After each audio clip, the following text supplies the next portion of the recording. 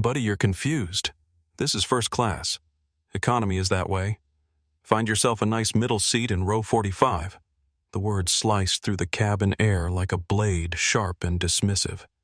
They came from Bradley Harrison, a man whose $4,000 Armani suit and slicked-back blonde hair screamed mid-level executive trying desperately to look like a CEO. He didn't even glance up from his tablet as he delivered the insult, his manicured fingers dancing across the screen with theatrical importance. Standing before him in the aisle of Delta Flight 104 was Marcus Williams, 36 years old, wearing a charcoal cashmere hoodie and matching joggers that looked casual but cost more than most people's monthly rent. His vintage leather weekender bag was slung over his shoulder, worn and traveled telling stories of 1,000 miles. On his wrist, hidden beneath the cuff of his hoodie, sat an Audemars Piguet Royal Oak worth $180,000, a watch that could buy a house in most American cities. But Marcus Williams didn't care about the flex. He just wanted to get to London. The snow outside Terminal 4 at JFK was coming down in biblical sheets, a white curtain of chaos that had already canceled over 200 flights. It was 9:45 p.m. on New Year's Eve, and the departure board looked like a Christmas tree of red, delayed, canceled. The air inside the terminal was thick with panic-stale coffee and the desperate prayers of thousands of travelers who just wanted to get home before the ball dropped in Times Square. Marcus had been in the Delta Sky Club when the announcement came. Elena Rodriguez, a young Latina attendant with tired eyes but genuine warmth, had approached his table by the floor-to-ceiling windows. "Mr. Williams," she'd whispered, holding out a fresh boarding pass like it was state secrets. "We managed to get you on Flight 104. It's the last bird leaving tonight before they shut down the runway completely. Seat 1. A first class. The captain wants to beat the storm, so boarding is happening immediately." Marcus had looked up from his sparkling water, setting down the acquisition documents he'd been reviewing. At 36, he had the kind of stillness that made people nervous, not threatening, just intensely present. His dark eyes held the weight of someone who'd seen enough of the world to know that chaos was temporary, but character was permanent. "Thank you, Elena," he'd said, his voice a deep, calm baritone that seemed to absorb sound rather than create it. "Happy New Year." "Happy New Year, Mr. Williams. Safe travels." Marcus grabbed his bag and headed for the gate. He moved through the terminal chaos with the practiced ease of someone who'd learned to navigate hostile environments long before he could afford to avoid them. His noise-canceling headphones blocked out the cacophony of crying children, angry passengers, and harried gate agents. When he reached gate B32, the final boarding call had already echoed through the speakers. The gate agent, a middle-aged woman with stress lines etched deep around her eyes, scanned his pass. The machine let out a happy beep, and Marcus walked down the jet bridge into the cold January air that seeped through the gaps in the tunnel. He stepped onto the plane, and the warmth of the cabin hit him. Immediately, leather seats, sanitized air, and the soft hum of wealth insulating itself from the storm outside. He turned left toward the first-class cabin, and that's when he saw him. Bradley Harrison was already settled into seat 1. His legs crossed with the casual arrogance of someone who believed the world owed him comfort. He was sipping a pre-flight mimosa, the golden liquid catching the cabin lights as he typed furiously on his tablet. His navy suit was pristine. His tie knotted with military precision, and his pocket square matched with the kind of coordination that screamed trying too hard. Marcus paused, checking his boarding pass again. 1A, Marcus Williams. He took a breath, feeling the familiar weight of a moment he'd lived before, not in first class, but in boardrooms, hotels, restaurants, and 1,000 other places where his presence had been questioned before his credentials were checked. "Excuse me," Marcus said politely, keeping his voice low so as not to disturb the other passengers settling in around them. Bradley held up one finger without looking, silencing Marcus while he finished typing what was clearly the most important email ever composed. After 5 agonizing seconds of theatrical importance, he hit send with a flourish and finally deigned to glance at the man standing in the aisle. His eyes swept over Marcus like a security scanner hoodie jogger's worn leather bag. The sneer that curled his lip was almost reflexive muscle memory from years of making snap judgments about people who didn't look like him. "Can I help you?" Bradley asked, his tone dripping with the kind of boredom that rich white men used to dismiss service workers and anyone else they deemed beneath their notice. "I think you're in my seat," Marcus said evenly, holding out his boarding pass. "I'm in 1A. Bradley's laugh wasn't friendly. It was sharp barking, the sound of a man who'd never been told no by someone he didn't respect. "Buddy, you must be confused," he said, pointing a manicured finger toward the back of the plane like he was directing traffic. "This is first class. Economy boarding is that way. Go find row 45 before the overhead bins fill up." Marcus didn't move. His expression didn't change, but something shifted in his eyes, a hardening that spoke to battles fought in boardrooms and won in silence. "I know where economy is," Marcus said, his voice dropping half an octave. "My ticket says 1A. Please check your boarding pass." Bradley sighed a loud theatrical exhalation designed to signal to everyone within earshot that he was being harassed by an idiot. "Look, pal," Bradley said, turning back to his tablet in dismissal. "I upgraded. I'm a Platinum Medallion member. I've been flying this route since you were learning to tie your shoes. I'm sitting here now. Run along. I have work to do." The audacity was breathtaking. Marcus felt a familiar prickle of heat on the back of his neck, the same feeling he'd had at 24 when a hotel manager in Miami had looked him up and down and said, "You don't look like someone who'd stay here." That night he'd slept in his rental car and spent the hours before dawn sketching the business plan that would eventually become quantum dynamics.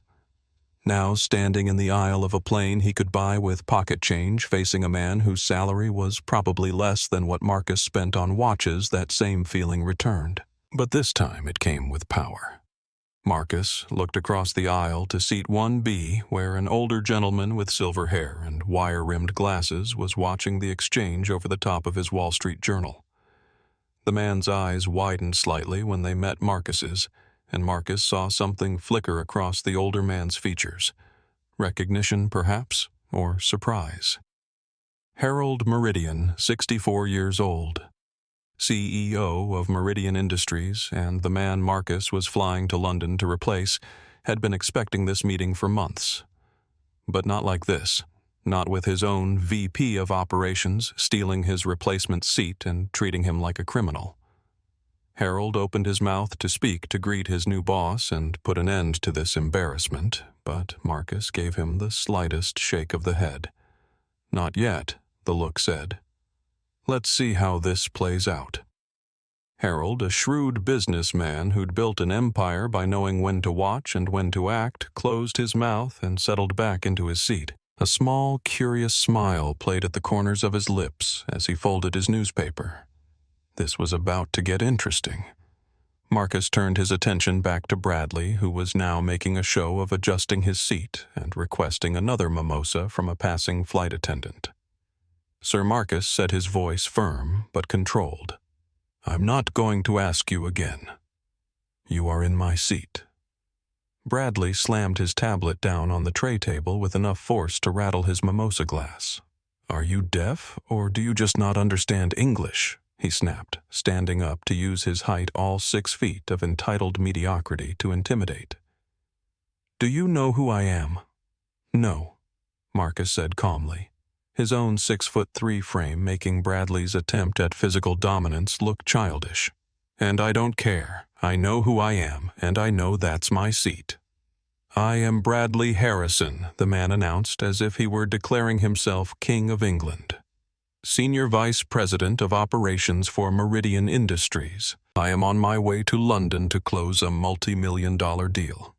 My time is worth $3,000 an hour. Your time is worth whatever minimum wage is these days. Bradley Harrison. Marcus almost smiled. He knew the name, had seen it on the HR roster he'd been reviewing all week. Bradley Harrison was the executive who'd been flagged for excessive expense account irregularities and a management style that HR had diplomatically called problematic.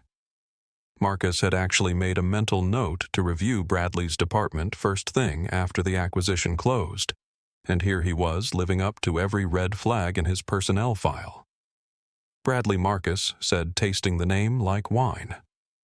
Well, Bradley, unless you bought the airline, that seat doesn't belong to you. A flight attendant rushed over Jessica Morgan, 26 years old. Blonde ponytail pulled tight, stress written across her features like a road map of the evening's chaos. The pilot was already announcing door closure over the intercom, and she could feel the pressure of 300 passengers who just wanted to get to London before the storm grounded everything until January 2nd. "Is there a problem here?" she asked, her eyes darting between the two men like she was trying to defuse a bomb. "Yes," Bradley barked, pointing a finger at Marcus's chest. "This individual is harassing me. He's trying to hustle a seat he didn't pay for. Get him out of here so I can work." Jessica looked at Marcus, then at the boarding pass in his hand. She took it, scanned it with her handheld device, and the machine beeped green.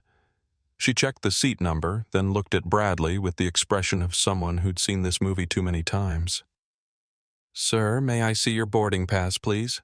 she asked Bradley, her voice straining with the kind of patience that comes from years of dealing with entitled passengers. Bradley rolled his eyes like he was being asked to prove his citizenship. "I don't need to show you my pass," he huffed. "I told you I'm a platinum member." The gate agent waved me through.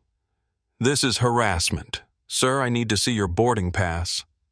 Jessica repeated her customer service smile, beginning to crack around the edges. Bradley huffed, dug into his jacket pocket like he was being forced to dig his own grave, and produced a crumpled boarding pass. He shoved it at her with the disdain of a king forced to deal with peasants. Jessica scanned it. The machine let out a low, unhappy buzz, the sound of lies being exposed by technology. Sir Jessica set her posture straightening as the facts became clear. "This boarding pass is for seat 14B. That is in Comfort Plus. It is not in first class." The cabin went dead silent. Several passengers in rows 2 and 3 stopped their conversations and turned to watch. Harold Meridian in 1B lowered his newspaper completely, watching Bradley with the intensity of a hawk that had just spotted a field mouse. The truth hung in the air like smoke from a crash. Bradley's face turned a violent shade of red that clashed with his navy suit. But instead of apologizing, instead of quietly gathering his things and slinking back to his actual seat, he doubled down with the desperation of a man whose entire identity was built on never being wrong. "That's a computer error," Bradley lied smoothly, his voice carrying the practiced confidence of someone who'd talked his way out of bigger problems than this. The agent at the gate upgraded me verbally.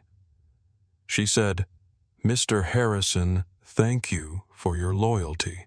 Please take 1A. If your computers haven't updated, that's your incompetence, not my problem."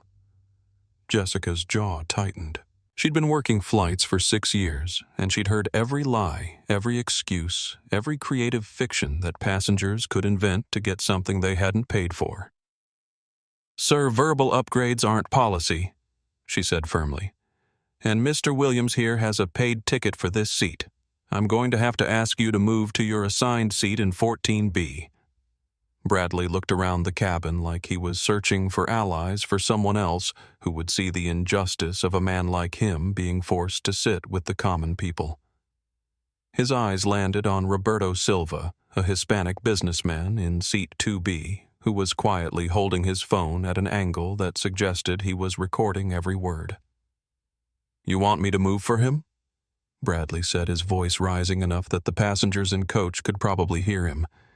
He gestured at Marcus like he was pointing out a dangerous animal. "Look at him." He looks like he's here to rob the plane, not fly on it. How did he even afford this ticket drug money lottery winnings? The racism hung in the air like a toxic cloud, heavy and unmistakable. Marcus's hands balled into fists inside his hoodie pockets, but he forced them to relax. He had worked too hard, come too far, and built too much to let a middle management bigot make him lose his composure 30,000 feet above the Atlantic. But the insult hit deeper than Bradley could know.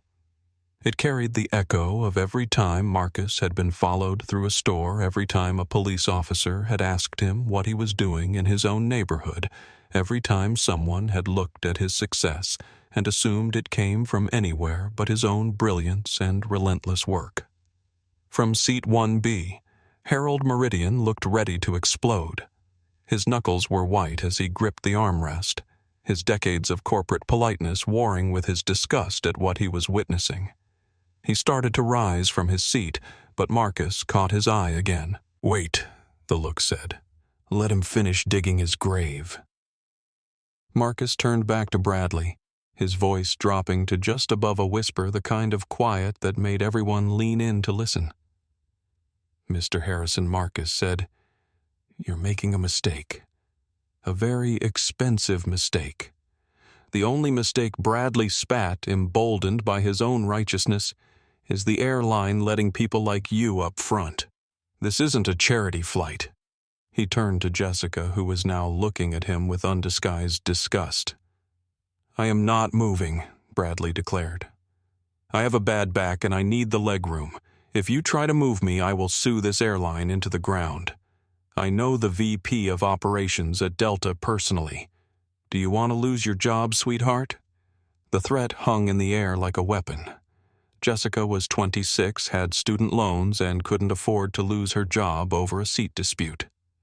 The plane was already delayed, and if they had to call security to drag Bradley off, they would miss their takeoff window.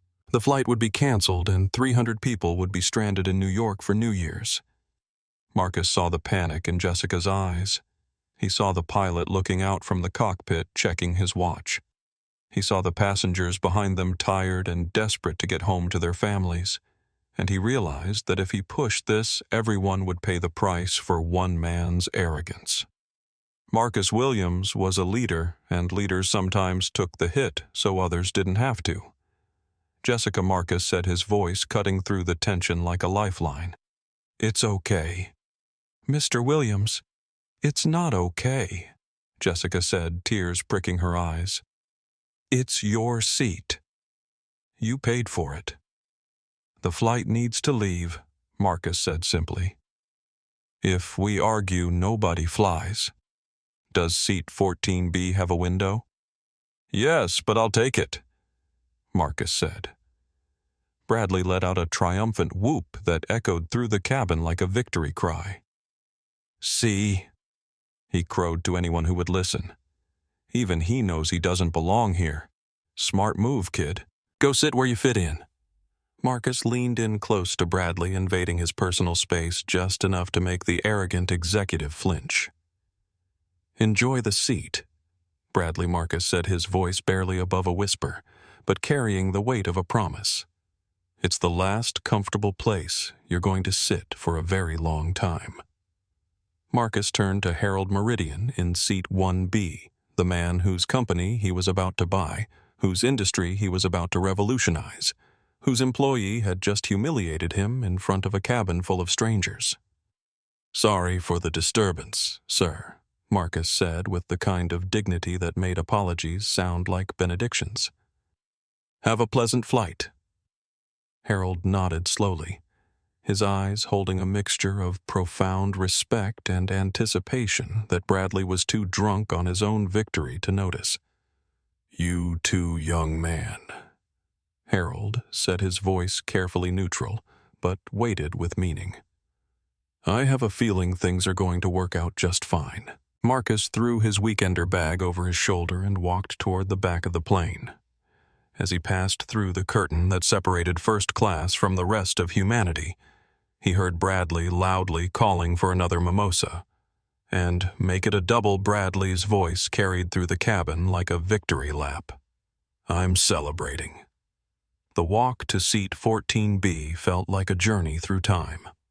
Past the business class passengers who'd heard everything through the premium economy section, where people looked up from their phones to watch him pass, and finally to row 14 where the seats were cramped.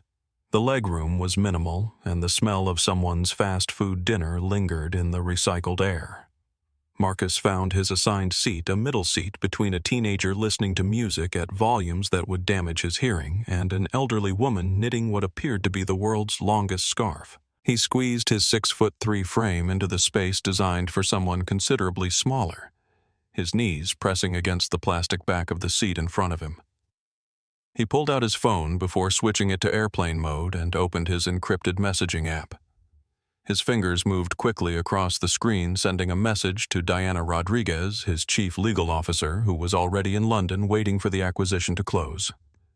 Draft termination papers for Bradley Harrison FIV-P operations at Meridian, effective immediately upon my arrival. Also contact our liaison at Delta. I want the passenger manifest for Flight 104 preserved, and I want security footage from the boarding process. We're going to need it. He hit send, switched his phone to airplane mode, and leaned back in his seat as much as the cramped space would allow. The plane jolted as it began its pushback from the gate, the engines spinning up with a whine that promised 6 hours of discomfort.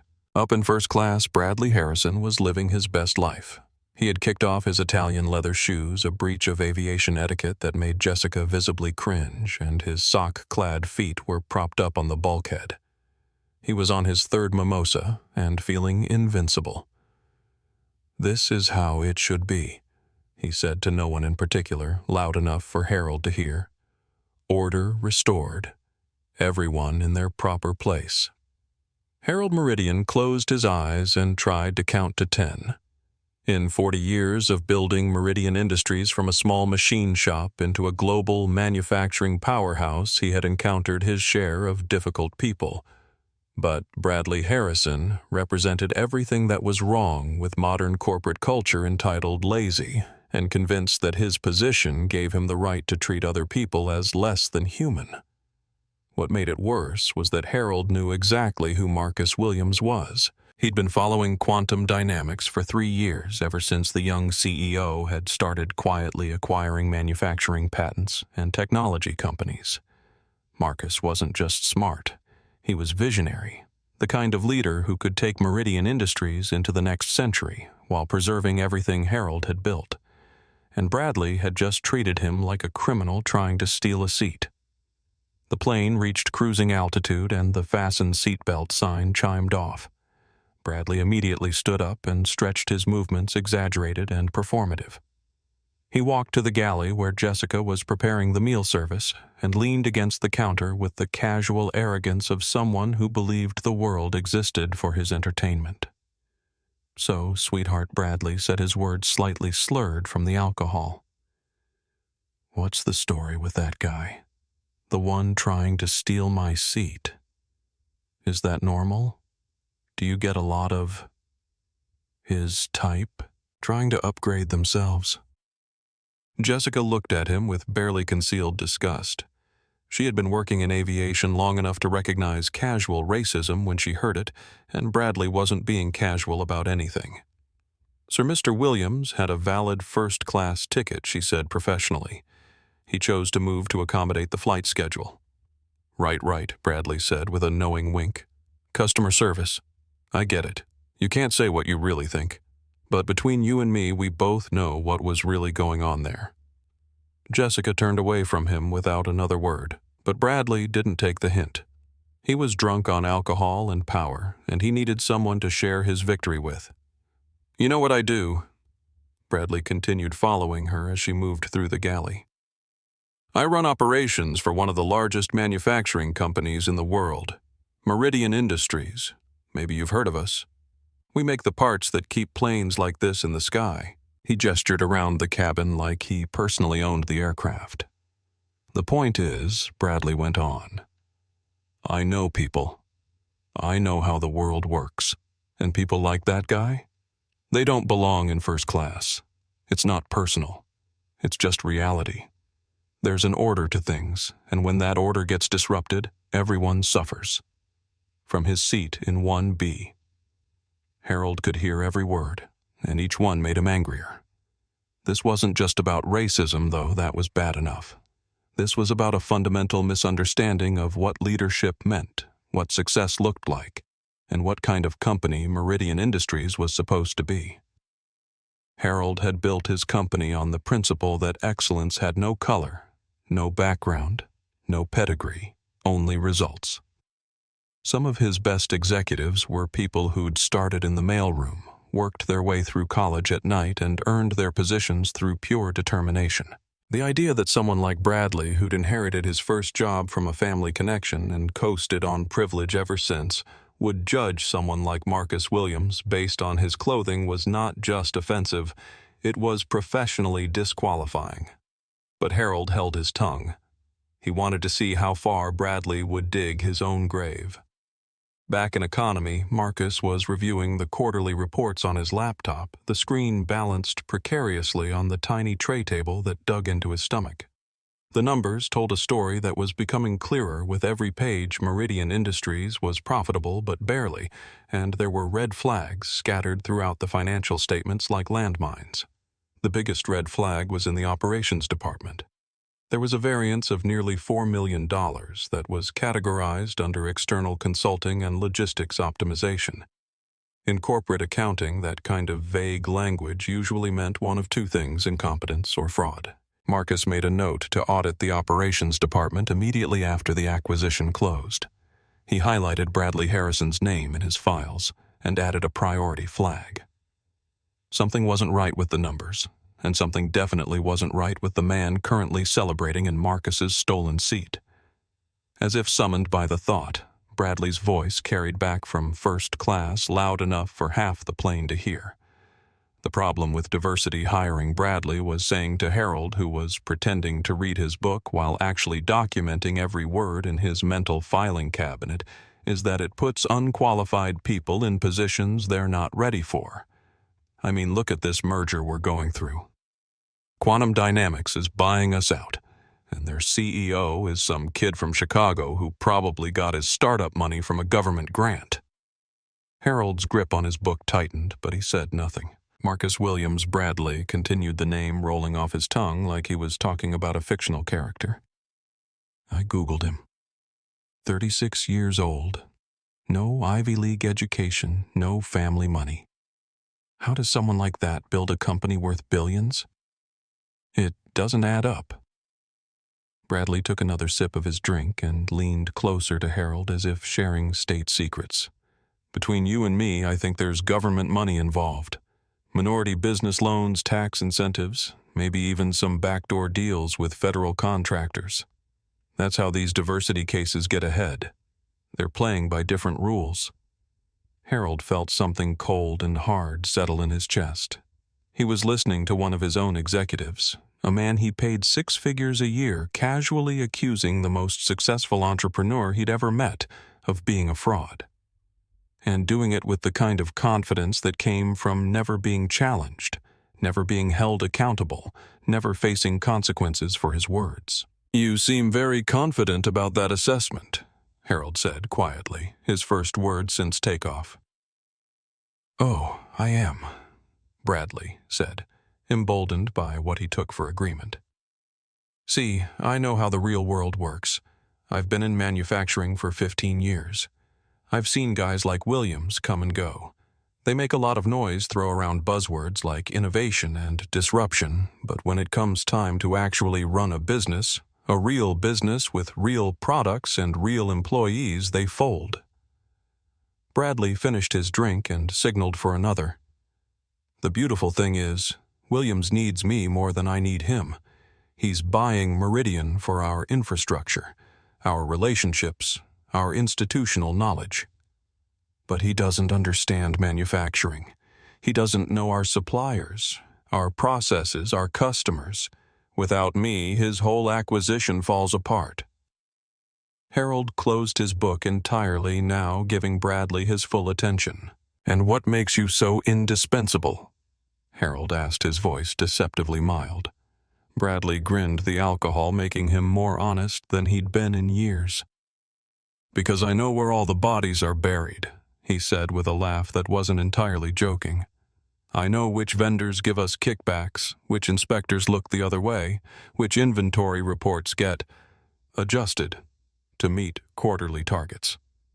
Williams can fire me if he wants, but if he does, I'll take half our client relationships and all our operational secrets with me." Harold felt like he was watching a man commit suicide in slow motion.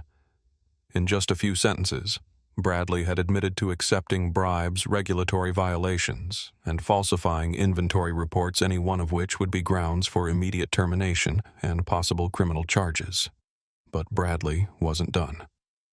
The alcohol and his own sense of invincibility had opened the floodgates. Plus, Bradley continued lowering his voice to what he thought was a whisper, but was actually loud enough for Roberto Silva in 2B to record on his phone. "I've got insurance. I've been moving money into offshore accounts for 2 years now, just small amounts skimmed from the consulting budget. If Williams tries to fire me, I'll disappear with enough cash to retire in the Caymans." Harold's blood ran cold. Bradley wasn't just admitting to fraud, he was bragging about it, to a stranger on an airplane, while flying to meet the new owner of his company. "How much money are we talking about?" Harold asked, his voice carefully neutral. "About $4 million so far," Bradley said with pride. "All perfectly legal, technically. I set up a consulting company and the Caymans approved contracts with myself and processed payments through normal channels. The paperwork looks clean, but the money ends up in my personal accounts." Harold reached into his jacket pocket and pulled out a small leather notebook.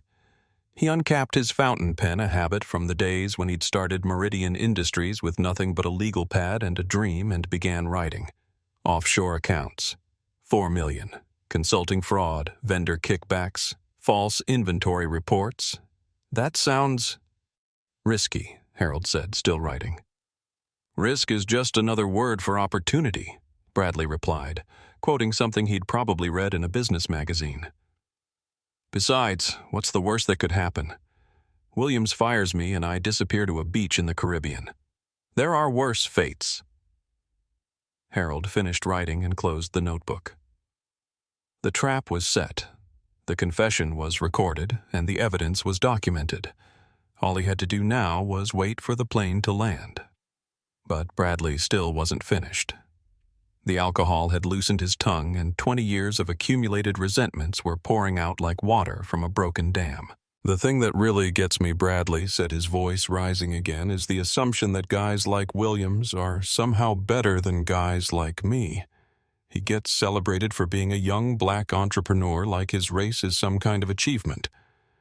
But where I come from, we judge people by their character, not their color." Harold looked at him sharply. "And what exactly is your judgment of Mr. Williams's character?" "I think he's a fraud," Bradley said flatly. "I think he's riding a wave of political correctness and government subsidies, and when that wave crashes, he'll be exposed as just another affirmative action case study." The cabin went quiet around them. Even the ambient noise of the engine seemed to fade as Bradley's words hung in the air like poison gas. Other first-class passengers had stopped their conversations and were staring at him with a mixture of shock and disgust. Roberto Silva, in 2B, was no longer trying to hide the fact that he was recording. His phone was pointed directly at Bradley, and his finger was steady on the record button. Jessica had stopped serving drinks entirely and was standing in the galley, her mouth open in disbelief at what she was hearing from a passenger in her cabin. And Harold Meridian, the man who had spent 40 years building a company that prided itself on meritocracy and excellence, felt something break inside his chest. Not his heart that would come later during the turbulence, but something deeper and more fundamental, his faith in his own judgment as a leader. How had he missed this? How had Bradley Harrison risen to VP level in his company while harboring these attitudes? How many other employees had been passed over, ignored, or driven away because of the toxic culture that Bradley represented? Harold thought about Marcus Williams, cramped into a middle seat in economy, quietly reviewing financial reports, and preparing to lead a company where men like Bradley felt comfortable expressing views like this. The irony was devastating. The most qualified leader Harold had ever met was sitting in coach while a racist criminal fraud was drinking champagne in first class and planning to embezzle millions from the company Harold had spent his life building. Harold made a decision that would change everything. He wasn't going to wait for London. He wasn't going to let this play out in some sterile conference room with lawyers and HR representatives. He was going to end Bradley Harrison's career at 30,000 feet in front of witnesses with the new owner of Meridian Industries watching from the cheap seats, just as Harold decided shouldn't have to wait for a layover. 2 hours into Flight 104, the cabin lights had dimmed to a soft blue that encouraged sleep. Most of the passengers had settled into the rhythm of the flight, some dozing, others reading, a few still working on laptops balanced precariously on tray tables. The steady hum of the engines created a cocoon of white noise that made private conversations feel possible even in a metal tube hurtling through space at 500 miles per hour. Harold Meridian was not sleeping. He was watching Bradley Harrison with the focused intensity of a predator studying its prey, waiting for the perfect moment to strike. Harold had built his fortune by knowing when to be patient and when to act decisively, and right now patience was serving him well. Bradley, meanwhile, was feeling the effects of his fourth mimosa. The alcohol had made him loose-tongued and confident, the kind of dangerous combination that led men to confess their sins to strangers. He had kicked off his shoes entirely now, another breach of etiquette that made the other first-class passengers exchange disgusted glances, and his feet were propped up on the bulkhead like he owned the aircraft. "So, what's your story, old man?" Bradley asked. Harold, his words slightly slurred, but his voice carrying the false camaraderie of someone looking for validation. "You in business? You look like business." Harold marked his place in the biography of Winston Churchill he'd been pretending to read and turned his attention to Bradley with the deliberate focus of a chess master considering his next move. "I was," Harold said carefully, "manufacturing, heavy industry. I'm in the process of stepping back, transitioning to retirement." Bradley's eyes lit up with the excitement of someone who thought he'd found a kindred spirit. "Manufacturing," Bradley exclaimed loud enough that several passengers looked their way. "That's my world, brother. What company?" "You probably haven't heard of it," Harold said with the kind of humility that came from 40 years of letting his work speak for itself. "Small operation. Family business." Bradley laughed, the sound sharp and dismissive. "Try me. I know every major player in manufacturing. Meridian Industries, where I work, we supply half the industrial base in North America. If you're in manufacturing, we probably buy from you or sell to you." Harold felt a cold smile play at the corners of his mouth. This was too perfect. "Actually," Harold said, "you're quite right. I have heard of Meridian Industries. Excellent reputation, solid financials. Though I understand there's been some upheaval recently. A buyout." Bradley's chest puffed up with pride, and he leaned forward conspiratorially. "Not just any buyout," Bradley said, lowering his voice to what he thought was a whisper, but was actually loud enough for half of first class to hear. "Quantum Dynamics, Silicon Valley tech company. They're paying $8 billion for us. $8 billion. He shook his head like he couldn't believe the number himself. "The crazy thing is they don't even know what they're buying. The CEO, this kid named Marcus Williams, he thinks he's getting a manufacturing company. What he's actually getting is 40 years of relationships, institutional knowledge, and operational expertise that you can't learn from a spreadsheet." Harold nodded thoughtfully, playing his role perfectly. "And you work there?" "At Meridian work there." Bradley laughed. "Brother, I run the place. VP of Operations. I know every supplier, every process, every shortcut that keeps the machine running. Without me, Meridian is just a bunch of expensive equipment and real estate." "That's quite a responsibility," Harold said. "The new owner must be very interested in retaining someone with your expertise. Bradley's expression darkened slightly, and Harold could see the resentment that had been building for months. "That's where it gets interesting," Bradley said, finishing his drink and signaling Jessica for another. "See Marcus Williams, the new owner. He's what we call a diversity hire CEO. Young black from Chicago. Probably got his startup money from government grants and minority business loans." Harold felt his jaw clench, but he kept his expression neutral. "You seem very certain about his background," Harold said. "I Googled him," Bradley said with the confidence of someone who believed 15 minutes of internet research made him an expert. No Ivy League education, no family money, no connections. How does someone like that build a company worth enough to buy Meridian Industries? It doesn't add up. Bradley leaned closer to Harold, his voice dropping to what he thought was a confidential whisper. "Between you and me, I think there's government money involved.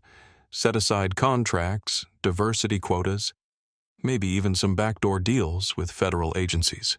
That's how these affirmative action cases get ahead. They're playing by different rules than the rest of us." Harold reached for his leather notebook, the one he'd carried to every important meeting for the past 20 years. He uncapped his fountain pen with deliberate care.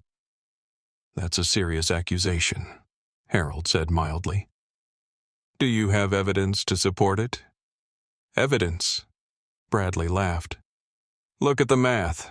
36 years old, minority status, billion-dollar company. Come on. The only way that happens is with help. Government, help political, help the kind of help that guys like me don't get." Harold began writing in his notebook, his handwriting neat and precise after decades of documenting important conversations. Racist assumptions about government assistance. Affirmative action accusations. No evidence provided. "And what makes you think you deserve the same help?" Harold asked, genuinely curious about the psychology of entitlement he was witnessing. Bradley's face flushed slightly, whether from the alcohol or indignation Harold couldn't tell.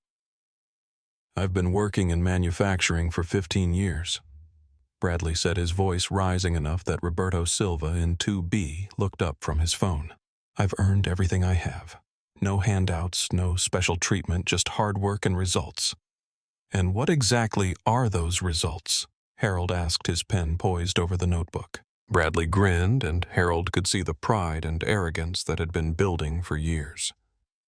"I've saved Meridian Industries millions of dollars through operational efficiency," Bradley bragged. "I've streamlined our supply chain, optimized our inventory management, and built relationships with vendors that give us competitive advantages our competitors can only dream about." Harold nodded encouragingly, sensing that Bradley was about to reveal more than he intended. "For example," Harold prompted. Bradley leaned even closer to Harold. Leaned even closer to Harold. Here's something Williams will never figure out." Bradley set his voice thick with conspiracy and alcohol. "Our quarterly numbers look clean on paper, but the reality is more flexible." Harold's pen stopped moving. This was it, the moment Bradley would destroy himself with his own words. "Flexible how?" Harold asked. "Well," Bradley said, warming to his subject like a professor delivering a lecture. "Let's say we have a bad quarter. Maybe our suppliers are late. Maybe a client cancels a big order. Maybe the market shifts, and we're stuck with inventory. We can't move. Normally, that would show up as a loss on the quarterly report, right?" Harold nodded, though every word Bradley spoke was making him feel physically ill. "But I've figured out how to smooth out those bumps," Bradley continued. "I move inventory between our warehouse in New Jersey and our depot in London. On paper, it looks like sales jersey ships to London. London shows revenue quarterly numbers look good. By the time anyone audits the transactions, I've moved the inventory back and processed it as a delayed delivery." Harold's pen was moving again faster now, documenting what amounted to a confession of securities fraud, inventory manipulation, false revenue reporting, fraudulent quarterly statements. That's, Harold searched for the right word, creative accounting. Creative is right, Bradley said with obvious pride. I've been doing it for 3 years now. Saved the company from 6 different quarterly losses. Management thinks I'm a genius, but really I'm just willing to do what it takes to get results. Harold felt like he was watching a man dig his own grave with a golden shovel. Every word Bradley spoke was another crime admitted, another ethical violation, confessed another reason why he should never be trusted with responsibility for anything more complex than a coffee order. But Bradley wasn't finished. The alcohol had loosened more than just his tongue. It had apparently dissolved his judgment entirely. And the best part, Bradley continued, is that I've built myself a little insurance policy. Insurance policy? Harold asked, though he was beginning to suspect he didn't want to know the answer. See, all those vendor relationships I mentioned, some of them are, let's call them consulting arrangements that I've set up through shell companies in the Cayman Islands. Harold's blood pressure spiked, but he kept his voice level. Shell companies. Oh yeah, Bradley said, reaching for his fresh drink. Meridian pays my consulting companies for logistics optimization and supply chain analysis, perfectly legal contracts all approved through normal channels. The money goes to the Caymans, gets cleaned through a few accounts, and ends up in my personal portfolio. Harold's pen was moving so fast now that his handwriting was becoming illegible. Shell companies, Cayman Islands, money laundering, self-dealing contracts. How much money are we talking about? Harold asked, his voice barely above a whisper. Bradley grinned like he was discussing a particularly successful golf game. About 4 million so far, he said with obvious satisfaction. Small amounts spread over 2 years. Nothing that would trigger automatic audits, but enough to set me up very comfortably if this quantum dynamics deal goes south. Harold stopped writing and looked directly at Bradley for the first time since the conversation started. You're stealing from your own company, Harold said, not as a question but as a statement of fact. Stealing is such an ugly word, Bradley replied, his tone defensive but not ashamed. I prefer to think of it as ensuring my long-term financial security.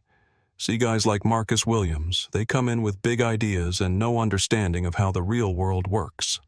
They fire experienced people like me and replace them with diversity hires and recent college graduates who don't know a turbine from a toaster. Bradley took another sip of his drink, his movements becoming increasingly sloppy. But here's the thing, Bradley continued, when Williams tries to run Meridian without me. He's going to fail, and when he fails, all those consulting contracts are going to disappear into the Cayman financial network, and I'm going to disappear to a beach where extradition is complicated. Harold closed his notebook with a soft snap that somehow sounded louder than the jet engines. You seem very confident that Mr. Williams will fail, Harold observed. Oh, I'm certain of it, Bradley said with the absolute conviction of someone who had never been wrong about anything important. See, Williams thinks he's buying a manufacturing company, but what he's really buying is me. My relationships, my knowledge, my operational expertise. Without me, Meridian is just expensive real estate and obsolete equipment. Bradley leaned back in his seat, his feet still propped disrespectfully on the bulkhead. And when Williams realizes that he needs me more than I need him, I'll be in a very strong negotiating position. He'll meet my salary demands, my equity requirements, my operational autonomy, because if he doesn't, I'll take my knowledge and my relationships to his competitors. Harold felt a profound sadness settle over him like a heavy blanket. This wasn't just about Bradley's crimes, though those were serious enough to send him to federal prison for a decade. This was about the complete moral bankruptcy of someone Harold had trusted with significant responsibility. What if he's smarter than you think? Harold asked, quietly. Bradley's laugh was sharp and bitter. Smarter? Please. I've been researching Marcus Williams for weeks, ever since the acquisition was announced. No MBA, no manufacturing experience, no connections in our industry. He's a computer programmer who got lucky with a few tech patents and convinced some venture capitalists to give him money. Bradley gestured dismissively, nearly spilling his drink. The guy probably doesn't even know what we manufacture at Meridian. Turbine components, precision machinery, industrial automation structures. You think some kid from Chicago who built a software company understands any of that?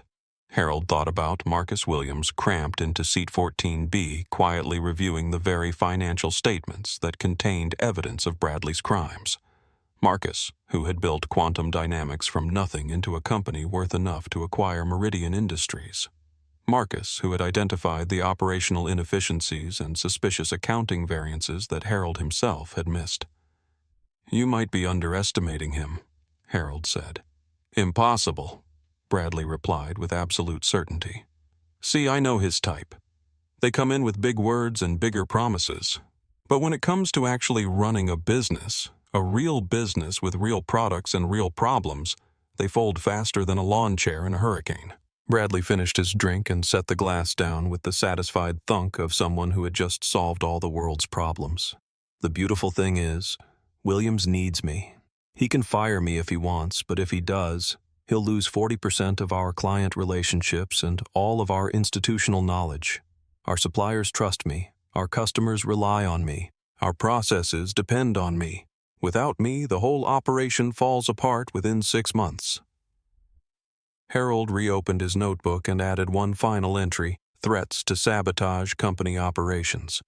Admission of essential role in criminal activities. Complete lack of remorse or understanding of consequences. Then he closed the notebook again and looked at Bradley with the expression of a man watching a natural disaster unfold in real time. "Mr. Harrison." Harold said, his voice carrying a formality that made Bradley look up from his empty glass. "You've given me a great deal to think about," Harold Bradley said, trying to match the older man's serious tone, but failing due to his intoxication. "I hope you understand that everything I've told you tonight is strictly confidential. Professional courtesy, you understand." Harold nodded slowly, though his definition of professional courtesy was about to be very different from Bradley's expectations.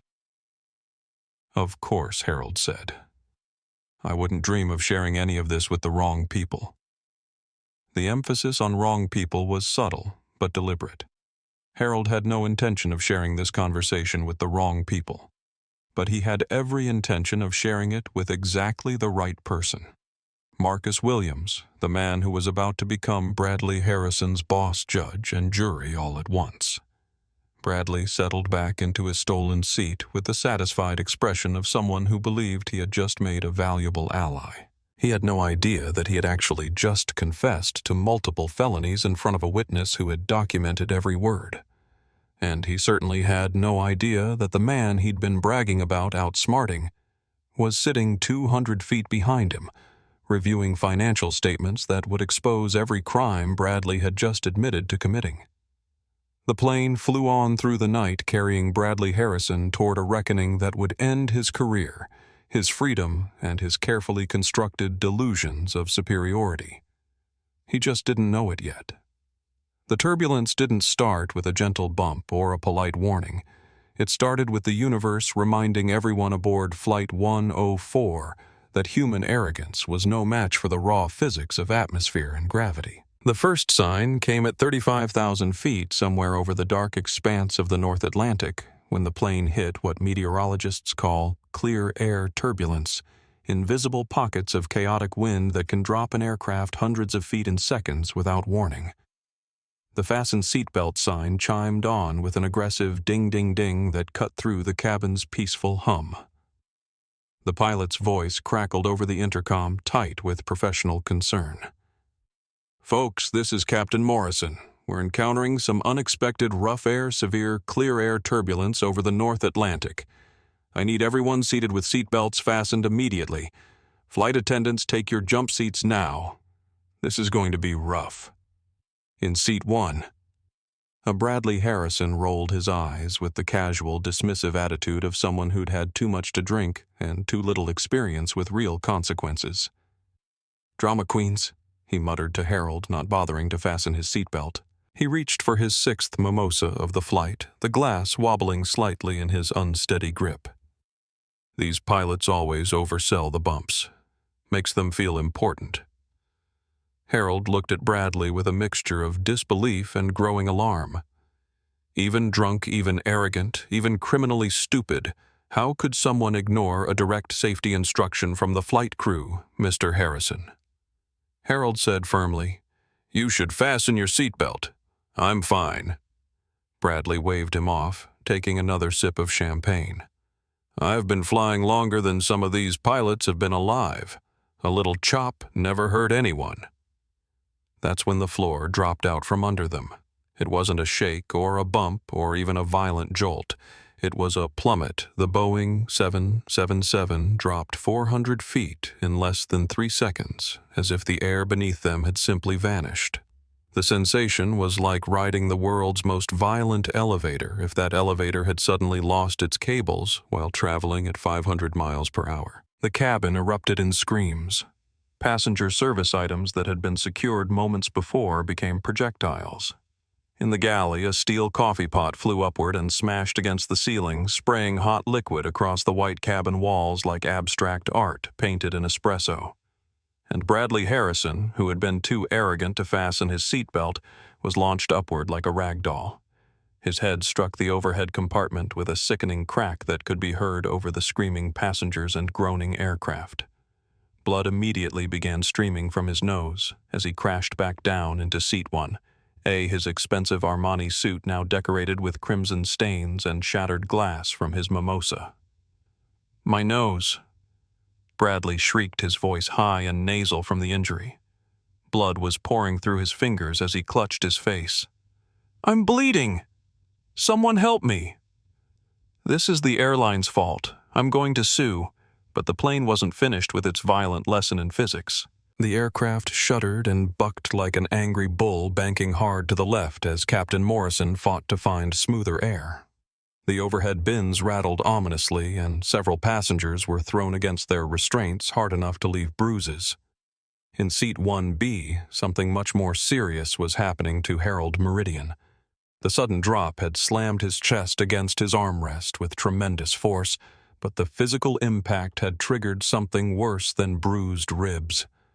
Harold felt a crushing pain in his left arm, radiating up toward his chest, like lightning made of molten steel.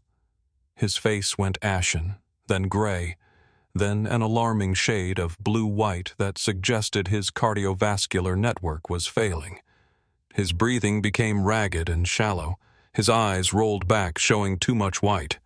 His left hand clutched weakly at his chest while his right reached desperately toward the call button, his movements becoming increasingly uncoordinated. "Help," Harold whispered, his voice barely audible over the chaos filling the cabin. "My heart. Pills." He was having a massive angina attack, possibly a full cardiac event, triggered by the physical shock of the turbulence and the emotional stress of listening to Bradley's criminal confessions for the past hour. At 64 years old, with a family history of heart disease and decades of CEO-level stress. Harold Meridian was dying in seat 1B, while the plane bucked and rolled through the violent air. And Bradley Harrison, bleeding and panicking about his Italian suit, didn't even notice. "Hey, old man," Bradley yelled at Harold, blood still streaming from his nose. "Stop leaning on me. I've got glass all over my lap, and this suit cost more than most people make in a month." Harold reached out with a trembling hand, his fingers barely able to grasp Bradley's sleeve. His skin was cold and clammy, his pulse weak and irregular. "Please," Harold gasped each word a monumental effort. "Pills in my bag. Nitroglycerin." Bradley looked down at Harold's hand on his expensive fabric and reacted with the kind of selfish disgust that defined his character. "Get off me!" Bradley snapped, slapping Harold's hand away like he was swatting an insect. You're wrinkling the fabric. Jesus Christ, you're probably having a panic attack or something. Stewardess, this guy is dying or something. Get him away from me.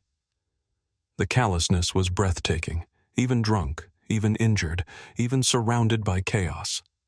Bradley's first instinct was to protect his clothing and distance himself from someone else's medical emergency. It was selfishness, distilled to its purest form. Jessica Morgan, the flight attendant who had witnessed Bradley's theft of Marcus's seat, was fighting her way forward from her jump seat, using the seatbacks for stability as the plane continued to pitch and roll. She could see that first class had become a disaster zone. Blood on the walls, broken glass scattered across expensive leather seats, and 2 passengers in obvious distress. But when she reached row 1 and saw the scene, her priorities became crystal clear. Bradley was bleeding from what appeared to be a broken nose, painful but not life-threatening. Harold was unconscious, his skin gray, his breathing barely perceptible. Code red. Jessica shouted to her colleague in the rear galley, her voice cutting through the ambient noise of the emergency. Medical emergency in 1B. I need the medical kit and oxygen now. The announcement went out over the cabin speakers. Is there a doctor on board? We have a medical emergency in first class. If you are a medical professional, please identify yourself to the crew immediately. Silence. No one moved. The turbulence was still severe enough that most passengers were gripping their armrests and praying not volunteering for additional responsibilities. From the back of the plane, Marcus Williams heard the announcement and felt something shift inside his chest. He wasn't a doctor. His expertise was in artificial intelligence and business strategy, but he was a certified wilderness first responder, a qualification he'd earned during his years leading climbing expeditions before he'd entered the corporate world. More importantly, he was the only person on the plane who seemed to understand that some things were more important than personal comfort. Marcus unbuckled his seatbelt and stood up in the cramped economy cabin, his 6'3" frame unfolding like a Swiss Army knife being opened. The teenager next to him looked up from his phone with annoyed confusion. "Dude, we're supposed to stay seated," the kid said. Marcus didn't respond. He was already moving up the aisle using the seatbacks for stability as the plane continued to lurch through the turbulent air. Passengers stared at him as he passed, some with admiration, some with confusion. All of them wondering why someone from economy was heading toward first class during an emergency. "I have medical training," Marcus announced as he reached the curtain separating the cabins. "Let me through." Jessica looked up from where she was kneeling beside Harold's seat, her hands full of medical equipment she wasn't entirely sure how to use. "Are you a doctor?" she asked hopefully.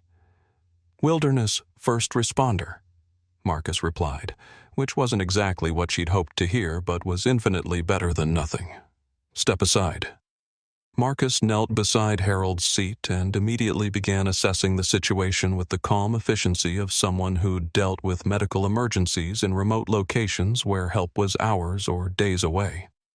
He checked Harold's pulse thready and weak. He checked his airway clear but compromised by his positioning. He checked his skin color gray, indicating poor circulation. Classic angina presentation. Marcus set his voice calm and authoritative despite the chaos around them. Possibly full MI. He needs his cardiac medication immediately. He said something about pills. Jessica offered, her voice shaking. "In his bag." "Find them now." Marcus ordered, his hands already positioning Harold's head to improve his breathing. "Look for nitroglycerin, probably in a small brown bottle." As Jessica frantically searched Harold's carry-on bag, Marcus became aware of Bradley's continued complaints about his bloody nose and ruined suit. "This is negligence," Bradley was shouting at no one in particular. "The airline is going to pay for this. Do you know what this suit cost? Do you know who I am? I'm going to own Delta Airlines when my lawyers are finished with them." Marcus turned his head slowly and looked at Bradley with an expression that would have frozen the North Atlantic itself.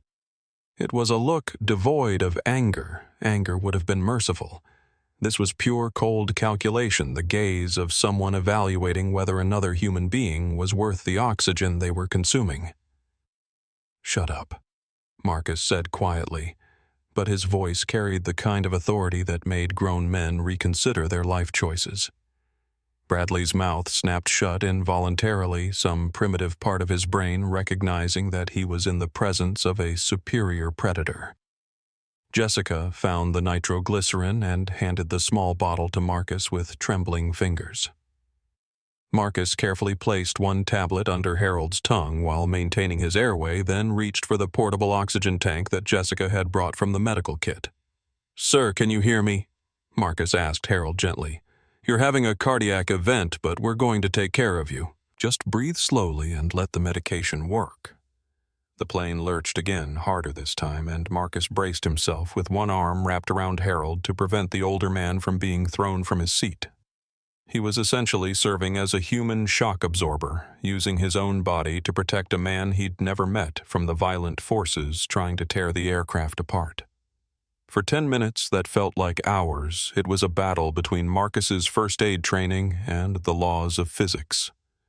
The plane bucked and rolled through the worst turbulence any of them had ever experienced. But Marcus never let go of Harold, never stopped monitoring his vitals, never stopped providing the steady, calm presence that kept a dying man anchored to life. Gradually, slowly, the nitroglycerin began to work. Color returned to Harold's cheeks. His breathing became deeper and more regular. His eyes fluttered open, unfocused at first, then gradually clearing as the immediate crisis passed. When Harold's vision focused, the first thing he saw was Marcus Williams, the man Bradley had humiliated, the man Harold had watched sacrifice his first-class seat for the greater good, the man who was now kneeling on the cabin floor and holding him steady while the world tried to shake itself apart. Marcus Harold whispered, his voice weak but clear. "Is that you?" "I've got you, Mr. Meridian," Marcus said softly, using Harold's name for the first time. "You're going to be fine." Harold's eyes widened slightly. "You know who I am." "I know a lot of things," Marcus replied with a small smile. "But right now, let's focus on keeping you stable. We'll have plenty to talk about when we land." The turbulence began to subside as Captain Morrison found smoother air at a different altitude.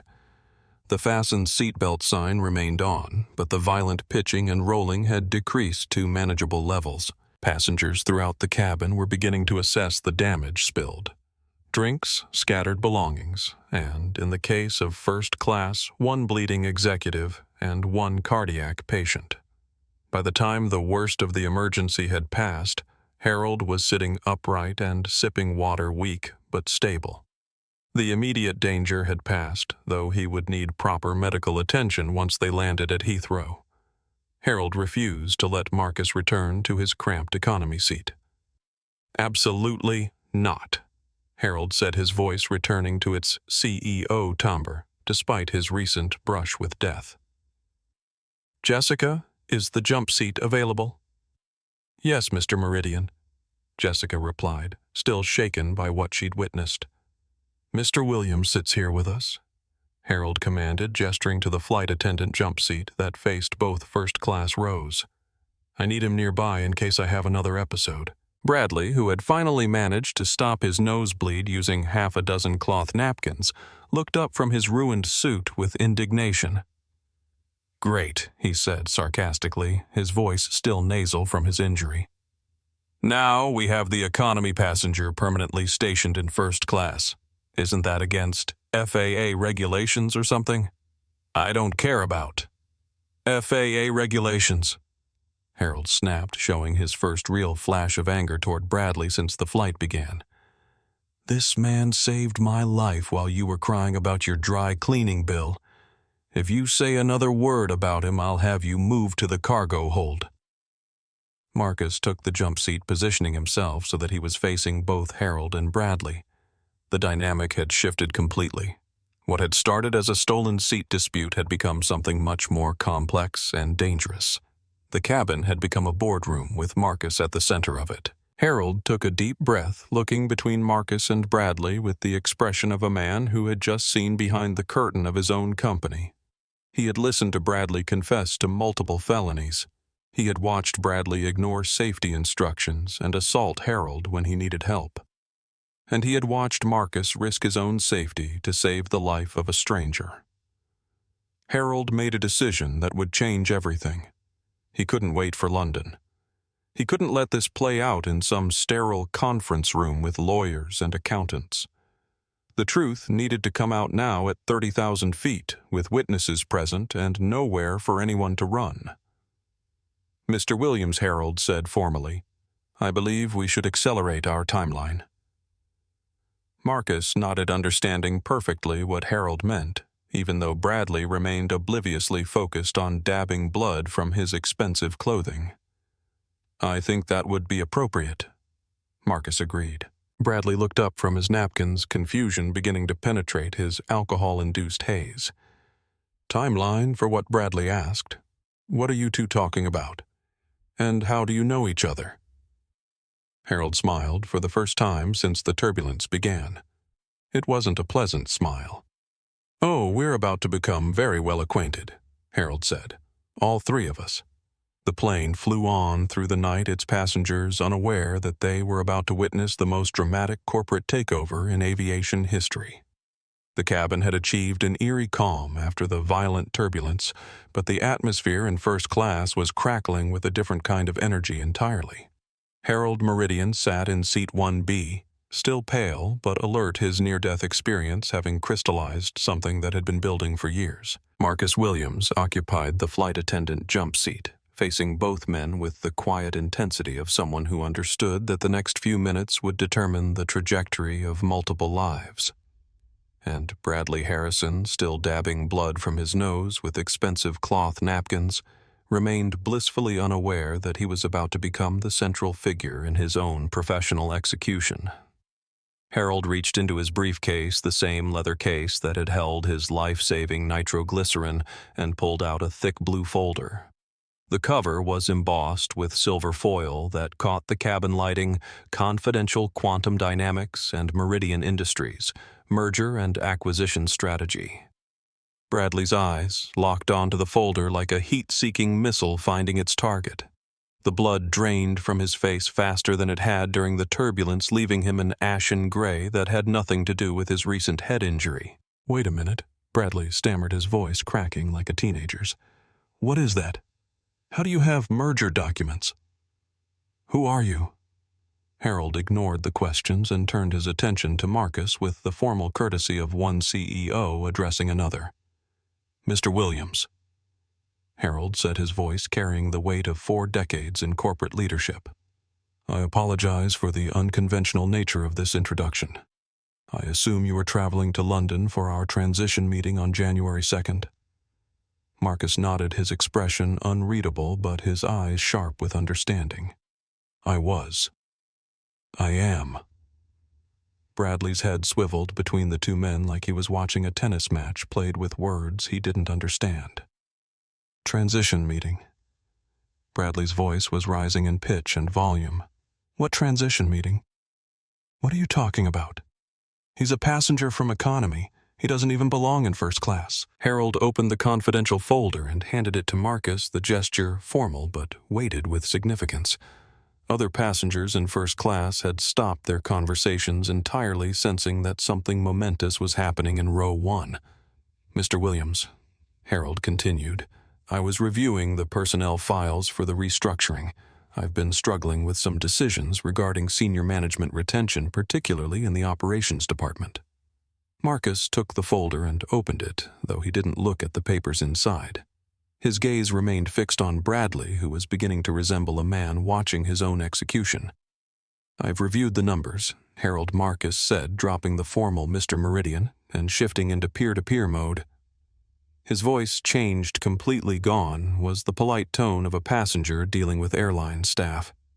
This was the sharp, decisive voice of a majority shareholder discussing the future of a multi-billion-dollar corporation. "The Q4 variances are troubling," Marcus continued, "and frankly, the operational culture appears to be toxic." Bradley put down his bloody napkins, his hands beginning to tremble as the reality of the situation crashed over him like ice water. Wait, Bradley said, his voice becoming increasingly frantic. How do you know about Q? 4 variances. Who are you? What's going on here? Marcus closed the folder and leaned forward slightly, invading Bradley's personal space with the deliberate confidence of someone who held all the cards. You asked me earlier if I knew who you were. Marcus said, his voice quiet, but carrying the weight of inevitability. You're Bradley Harrison. You've embezzled $4 million into Cayman shell companies. You manipulate inventory between New Jersey and London to hide quarterly losses. You accept kickbacks from vendors, and you treat service staff like garbage. Each accusation hit Bradley like a physical blow. His mouth opened and closed soundlessly, his brain struggling to process how this stranger knew details about his criminal activities that he'd never shared with anyone except... Bradley's eyes went wide with horror as he turned to stare at Harold. You were listening. Bradley whispered, the full scope of his mistake finally becoming clear. You were recording everything I said. You're not just some random passenger. Harold shook his head slowly, his expression mixing pity with disgust. Bradley, Harold said you really are the most unobservant executive I have ever employed. Harold gestured toward Marcus with the theatrical flourish of a master magician revealing his greatest trick. I'd like you to meet the diversity hire kid you were telling me about. Harold continued. The one who supposedly doesn't understand manufacturing. The one who got his startup money from government grants. Harold's voice dropped to barely above a whisper, but in the silent cabin every word carried like thunder. Bradley Harrison, meet Marcus Williams, founder and CEO of Quantum Dynamics. He currently owns 51% of Meridian Industries. As of this morning, he's your boss. The silence that followed was deafening. It was the kind of silence that follows explosions when the shock wave has passed, but the dust hasn't yet settled. Passengers throughout first class stared openly, now their phones discreetly recording what was clearly going to be viral content within hours.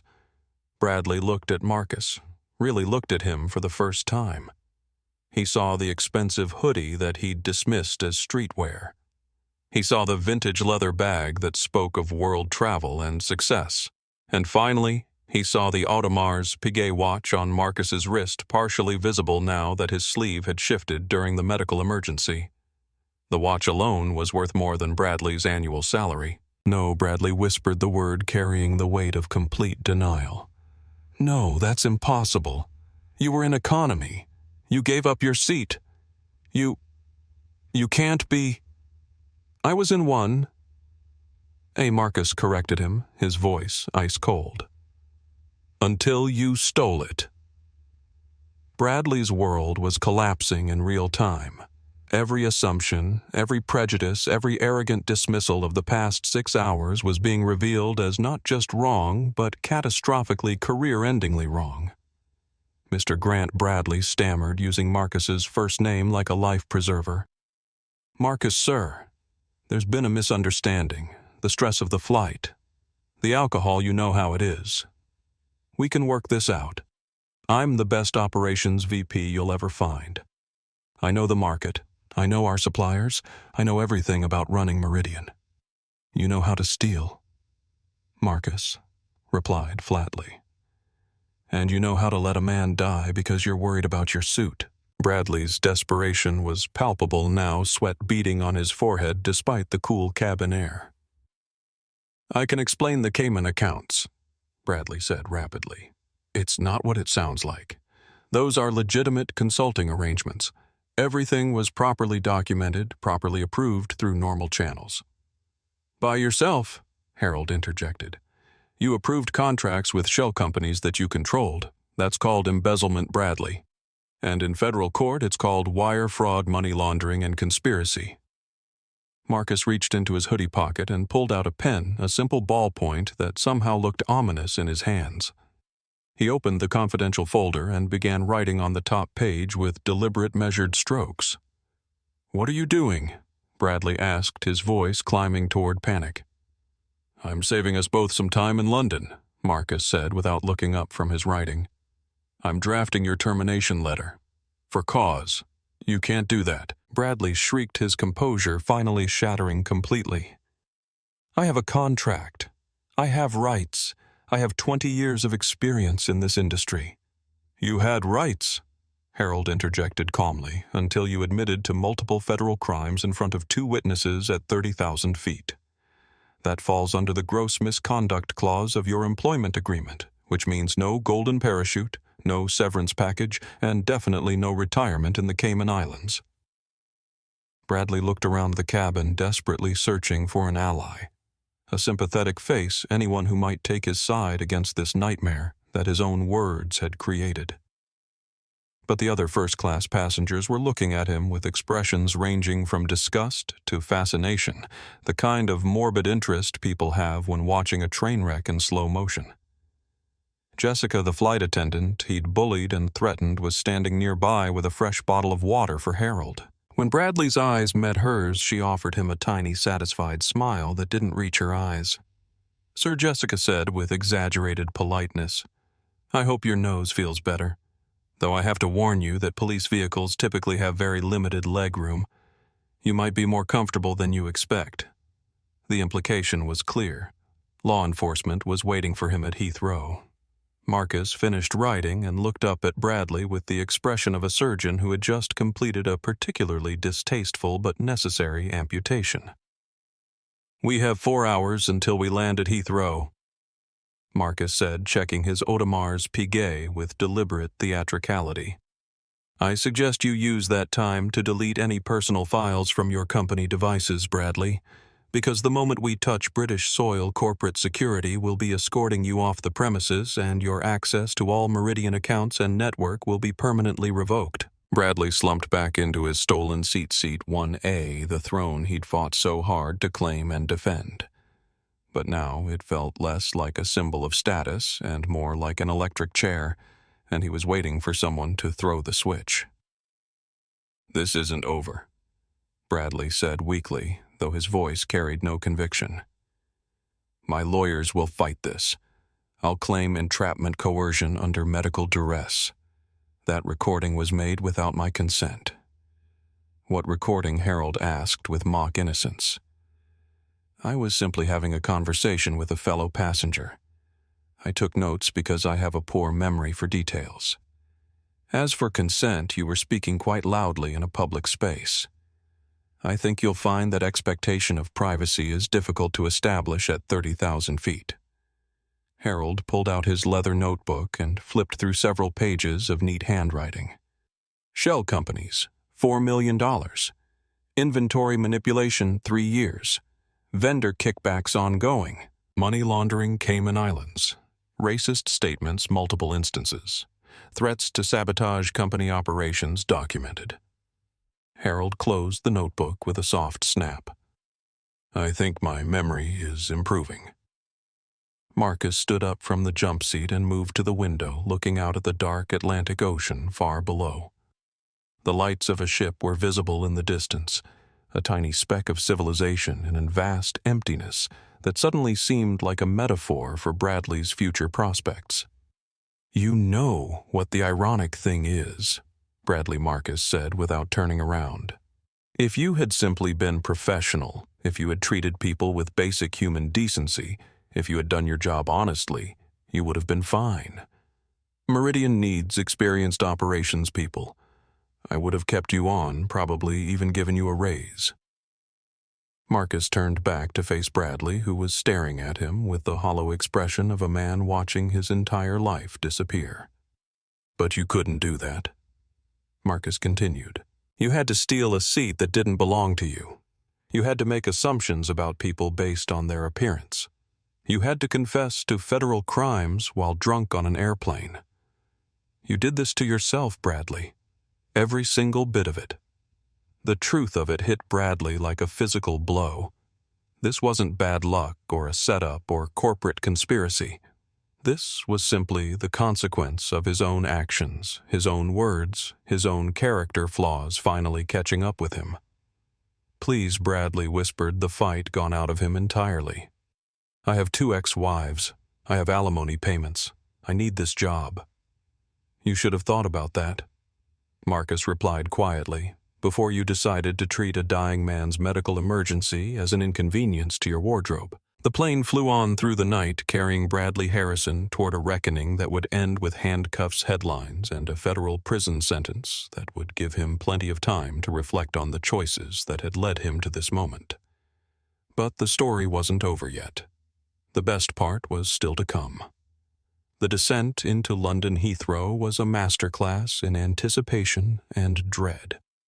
As the massive Boeing 777 broke through the gray English clouds, the mechanical sounds of flaps extending and landing gear deploying created a symphony of finality that resonated differently for each passenger in first class. For most travelers, these were the sounds of arrival safety and the successful completion of a journey. For Bradley, Harrison slumped in his stolen seat, 1A. They sounded like the tumblers of a prison lock clicking into place. The wheels touched the tarmac with the violent screech of rubber against asphalt, followed immediately by the thunderous roar of reverse thrusters. The force threw everyone forward against their seatbelts, a final physical reminder that some forces in the universe were beyond anyone's control to manipulate or steal. As the aircraft taxied toward Terminal 3, Bradley stared out the window with the hollow expression of someone watching his own funeral procession. He had stopped trying to negotiate, stopped making threats, stopped insisting that this was all a misunderstanding. The weight of reality had finally penetrated his alcohol-addled brain, and he understood with crystal clarity that his career, his reputation, and his freedom were about to end in very public fashion. The plane came to a complete stop at Gate 24. The fasten seatbelt sign chimed off with its characteristic cheerful ding, and immediately the cabin filled with the familiar sounds of passengers eager to escape their metal prison seatbelt buckles clicking open. Overhead bins snapping apart, feet shuffling impatiently in the aisles. But before anyone could stand up, before the first passenger could reach for their carry-on luggage, the flight service manager's voice cut through the cabin with sharp authority. "Ladies and gentlemen, please remain seated with your seatbelts fastened. We have been instructed by ground authorities to hold all passenger disembarkation. Please clear the aisles immediately and return to your seats. I repeat, please remain seated." A wave of confused murmurs rippled through the plane. Passengers who had already stood up reluctantly settled back into their seats, wondering if there was a security threat, a medical emergency, or some other crisis that required them to remain trapped in the aircraft. Bradley felt his heart hammering against his ribs like a caged bird desperate to escape. He sank lower into seat 1A, wishing the expensive leather would somehow swallow him whole and transport him to anywhere but here. The forward cabin door hissed open with mechanical finality. Usually this moment brought the smiling face of a gate agent welcoming passengers to their destination. Instead, cold January air swept into the cabin, followed by 4 imposing figures who carried the unmistakable authority of law enforcement. 2 were uniformed officers from the Metropolitan Police, their high-visibility vests stark against the muted luxury of the first-class cabin. They flanked 2 men in sharp, dark suits, agents from the Serious Fraud Office, Britain's elite financial crimes unit. None of them looked at the confused passengers in rows 2 and 3. Their eyes were locked on a specific target. The lead officer, a tall man with military bearing and a face that looked like it had been carved from granite, marched directly to seat 1A with the purposeful stride of someone executing a warrant. Bradley Harrison, the officer, barked. It wasn't a question, it was an accusation backed by the full weight of international law enforcement cooperation. Bradley looked up from his blood-stained napkins, his face ashen with terror and resignation. "Yes," he whispered, his voice barely audible over the ambient noise of the idling aircraft. "That's me." "Stand up, Mr. Harrison," the officer commanded, his tone brooking no argument. "Keep your hands where we can see them." Bradley's legs were unsteady as he rose from the stolen seat that had cost him everything. He tried to summon the corporate bravado that had carried him through 15 years of bullying suppliers and intimidating subordinates, but his voice came out as a pathetic whimper. Is there some kind of problem, officer? I'm a very busy man, and I have important meetings in London. Perhaps we could sort this out at a more convenient time. One of the suited SFO agents stepped forward, his credentials held high like a sword of justice. "I am Agent Miller with the Serious Fraud Office," he announced in a voice that carried throughout the silent cabin. "You are under arrest on suspicion of conspiracy to commit fraud by abuse of position, money laundering, and grand larceny." The words hung in the air like smoke from an explosion. Every passenger within earshot was straining to hear smartphones emerging from pockets and purses to capture what was clearly going to be viral content within the hour. Fraud. Bradley squeaked, his voice cracking with panic. That's ridiculous. These are civil matters at most, accounting irregularities, maybe some paperwork issues. You can't arrest someone for business decisions. It's not a civil matter when you funnel $4 million into Cayman shell companies, Agent Miller replied dryly. And it's certainly not a paperwork issue when you attempt to destroy evidence on corporate devices mid-flight. The cold, metallic click-click of handcuffs engaging echoed through the silent cabin like the sound of justice finally arriving at its destination. It was a sound of finality of consequences of a man's carefully constructed delusions meeting the immutable reality of the law. "I didn't do it," Bradley shouted, his composure finally shattering completely as the handcuffs tightened around his wrists. "This is a setup, a conspiracy. I'm being framed." His wild eyes landed on Marcus Williams, who was standing calmly beside his seat, his leather bag slung over his shoulder with the patient dignity of someone who had won without having to raise his voice. "Him," Bradley screamed, jerking his head toward Marcus like a man possessed. "He's the one. He hacked my phone. He's working for competitors. He's trying to destroy me. Arrest him." Agent Miller looked at Marcus, then back at Bradley with an expression of pitying disgust. "Mr. Williams isn't working for your competitors," Mr. Harrison Miller said loudly enough for the entire cabin to hear. "Mr. Williams is the majority owner of the company you've been stealing from. He's the one who authorized this investigation." A collective gasp went through the onlookers. The whispers started immediately spreading through the cabin like wildfire. "That's the owner. The guy in the hoodie. Oh, this is perfect." The walk of shame began. Bradley was marched down the aisle past every witness to his downfall, each step a monument to his own arrogance and stupidity. He passed Harold Meridian in seat 1B, the man whose life he'd ignored while complaining about his expensive suit.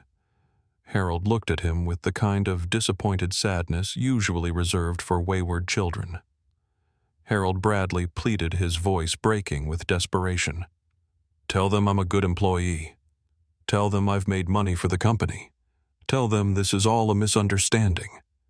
Harold slowly removed his wire-rimmed glasses and polished them with deliberate care. "You were a liability, Bradley," Harold said quietly, "in business and in life. Goodbye." Bradley was marched past Jessica, the flight attendant he had threatened and berated throughout the flight. She was standing by the galley door holding a plastic trash bag filled with the empty champagne bottles that had fueled his confessions. As the handcuffed executive was pushed past her, Jessica offered him the same bright professional smile she'd given him when he'd first boarded the aircraft. "Thank you for flying with us, Mr. Harrison," she said, her voice dripping with sweet vindication. "Please watch your head on the way out, and do have a lovely stay in London, though I hear the accommodations might be a bit more institutional than you're accustomed to." Bradley opened his mouth to curse her, but the officer shoved him forward onto the jet bridge before he could speak. The cold air of the terminal hit him like a slap, but it brought no relief from the nightmare his life had become. As the cabin door closed behind the arrest party, the tension in first class broke like a dam bursting. Passengers erupted in excited chatter phones, buzzing with messages and social media posts, everyone eager to share their first-hand account of corporate justice served at 30,000 feet.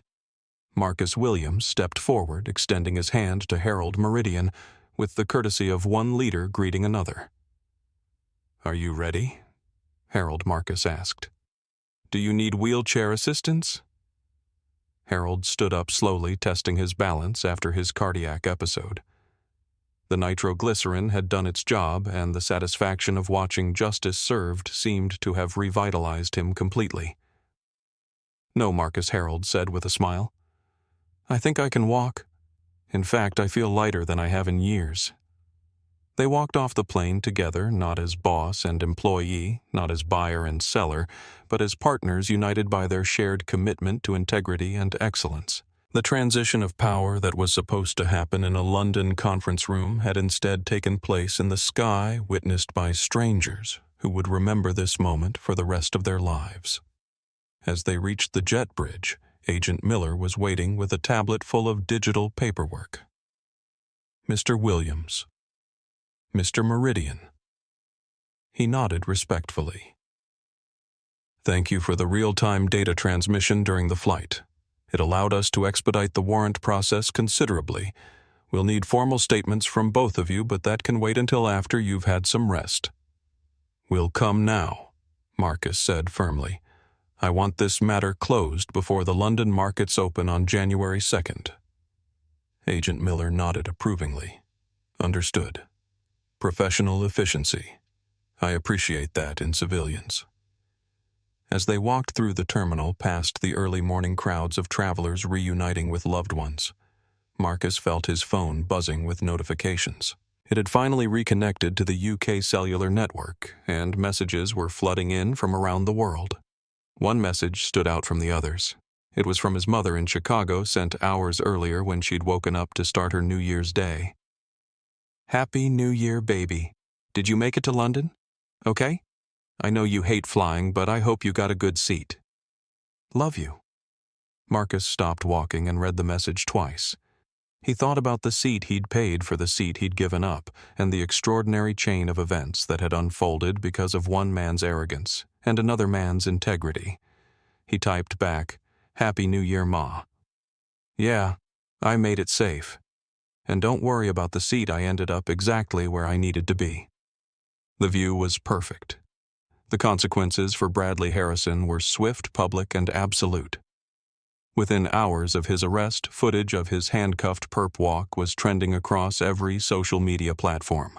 News outlets picked up the story of the executive who'd stolen a seat from his own future boss, and the narrative spread globally with the viral intensity that only stories of perfect justice can achieve. The criminal trial took place 4 months later at Southwark Crown Court.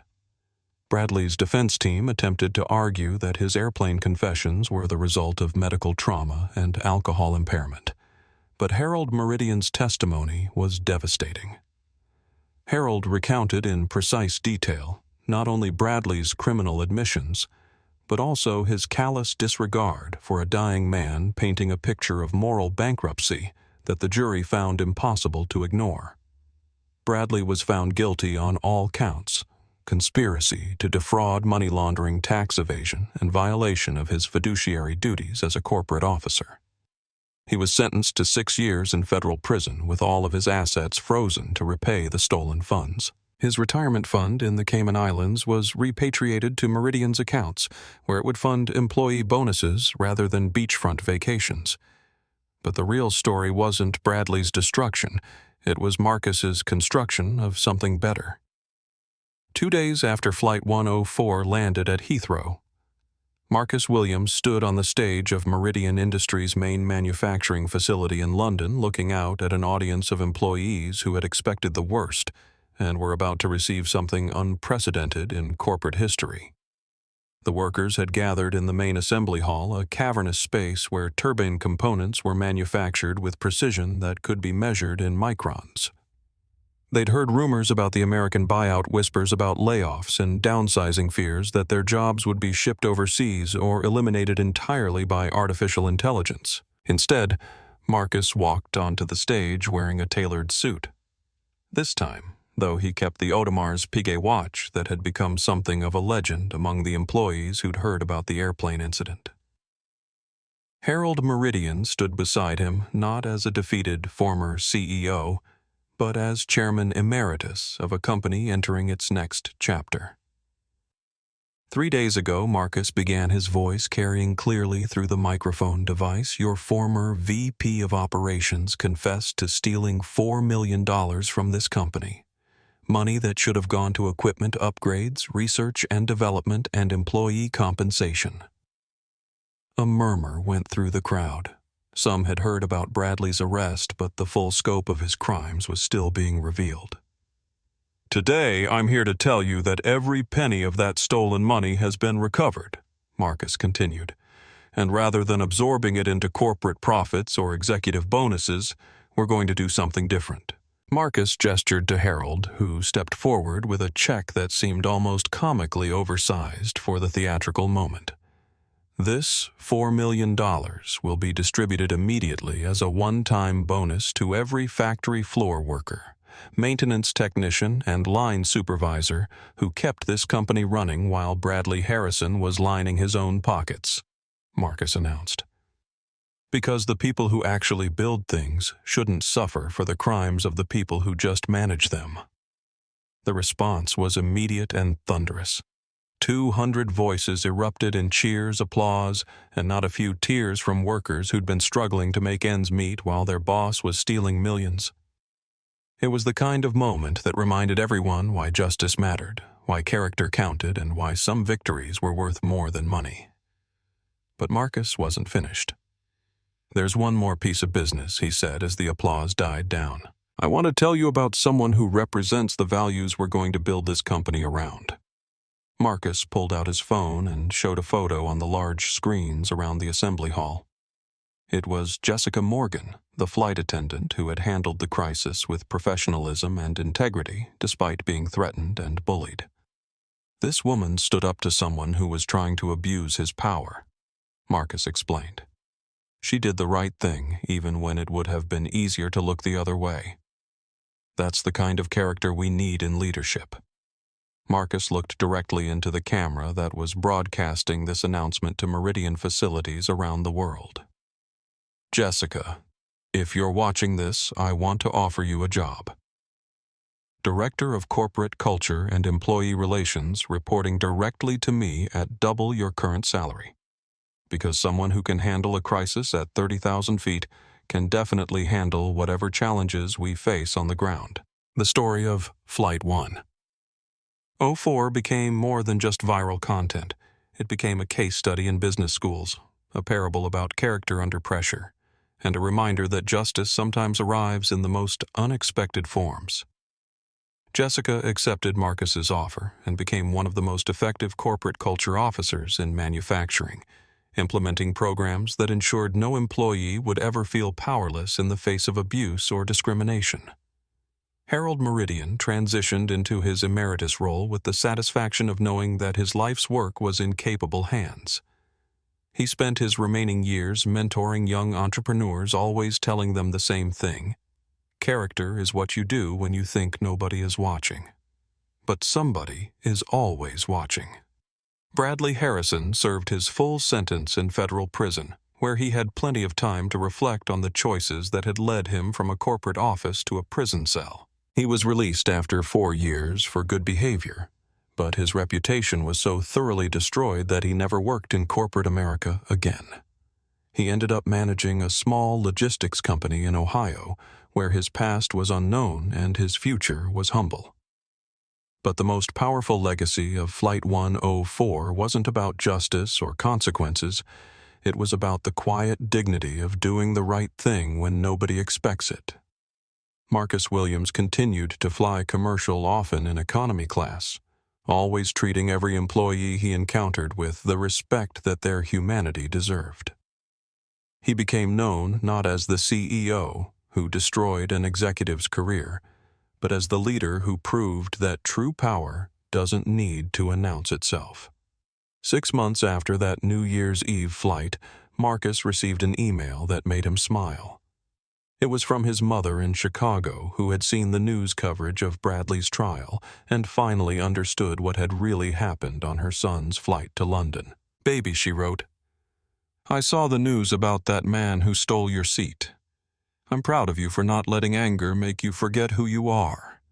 Sometimes the best revenge is just being yourself and letting other people destroy themselves."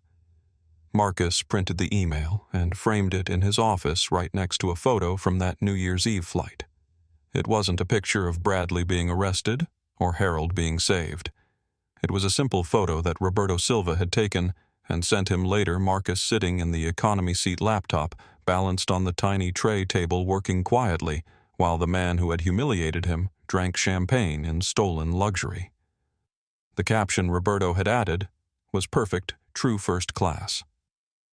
Years later, when people asked Marcus about the secret to his success, he would always give the same answer: "Karma doesn't need a boarding pass to find you. It knows exactly where you sit." If you've ever been told you don't belong somewhere, if you've ever been judged by your appearance rather than your character, if you've ever wondered whether doing the right thing actually matters, let this story remind you of something important. Dignity travels light, but it lands heavy. Justice may be delayed, but it's never denied. And sometimes the best seat in the house is the one where you choose to keep your integrity intact. If this story moved you, hit that like button and share it with someone who needs a reminder that justice always finds its way. Have you ever seen someone try to pull a "do you know who I am" moment and fail spectacularly? Drop your story in the comments below. We love hearing from you, and your experiences help inspire future videos. Don't forget to subscribe and turn on notifications so you never miss these powerful stories of justice, karma, and the triumph of character over privilege. Because sometimes the most important lessons come from 30,000 feet in the air, where the only thing that matters is who you really are when the masks come off. Thank you for flying with us today. Until next time, remember that the next time someone asks if you know who they are, you might want to make sure you know who you're talking to first. Safe travels, everyone.